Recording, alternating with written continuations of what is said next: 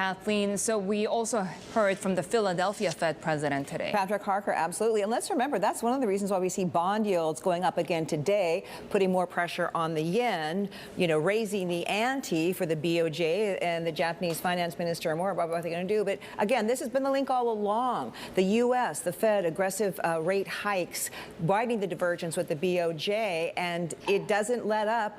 The Fed has to do what it has to do. It's not looking out for Japan and its yen at all. So Patrick Harker speaking today, basically saying that he does expect rates well above 4% by the end of the year. And what is driving him? Well, we're going to keep raising rates for a while. Given our frankly disappointing lack of progress on curtailing inflation, I expect we'll be well above 4% by the end of this year. Now, we know Fed officials at the meeting next week are expected to do a 75 basis point rate hike. And in fact, they could do another one in December. That would be 150 basis points. That would get the Fed to about 4.5% by the end of the year. So clearly, this is in focus. It's not like this is anything we haven't heard before, Paul, but he is doubling down on it. Now, Lisa Cook, who is a Federal Reserve Board governor, saying once again that she sees ongoing rate hikes. And in fact, she says today, inflation's too high.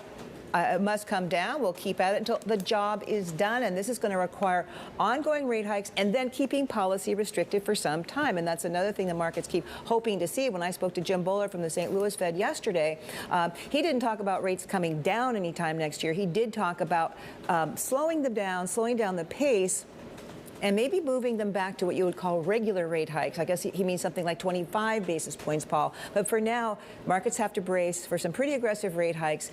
I know they're priced in, but you can never know how much they're going to affect the markets, bond yields, dollar, et cetera, until they're actually happening.